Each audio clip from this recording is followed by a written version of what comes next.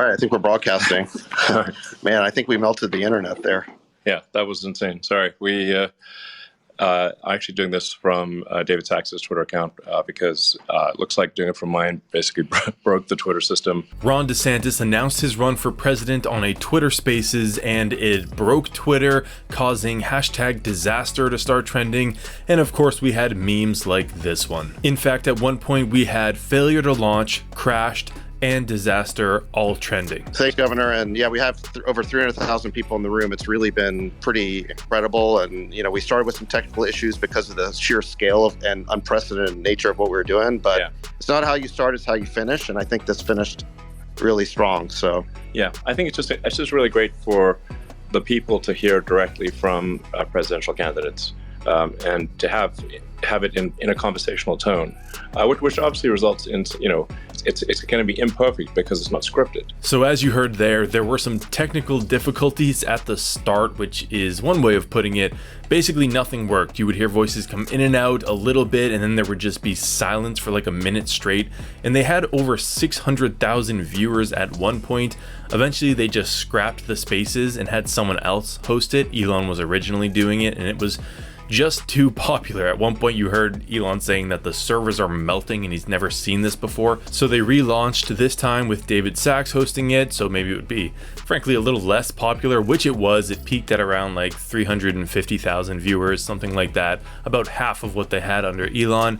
And yeah, to be fair, it was pretty smooth from there forward. No real hiccups, and Ron DeSantis announced his run for president of the United States. And it was pretty much what we were expecting, hitting Biden on the economy, on immigration, on crime, the usual things, red meat for the base.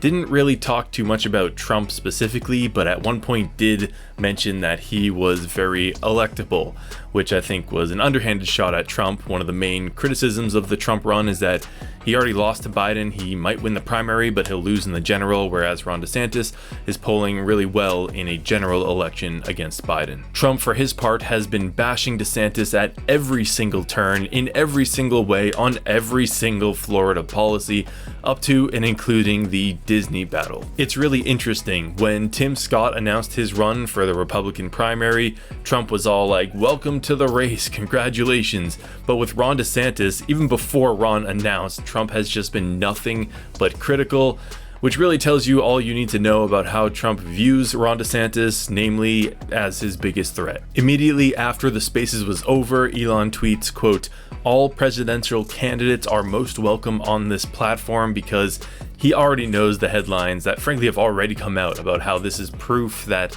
Elon is right-wing and Twitter is a right-wing platform because, he hosted a Twitter Spaces for Ron DeSantis. So Elon wants to get ahead of things here and be like, listen, anyone is welcome to do this, which I'm sure is genuine. It helps Twitter as a business for these big announcements to be on here. But yeah, he doesn't want to be pigeonholed as a right-wing space. All in all, I would still count this as a win for Twitter and for Ron DeSantis. Despite the disaster at the start, I was listening live and I wasn't sure if they were even going to get it going at all. Voices would come in and out, it would freeze, and then eventually they shut it down, and I was thinking they're just going to take the L and just not even go through that embarrassment again. But to their credit, they got it together and it was very smooth from there. And yeah, this is sort of the new medium.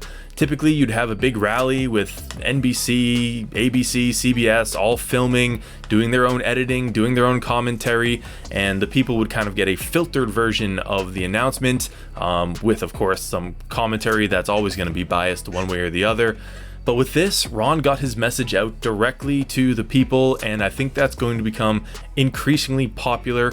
I don't think people want the sort of overproduced version of politics. They want to hear directly from their politicians.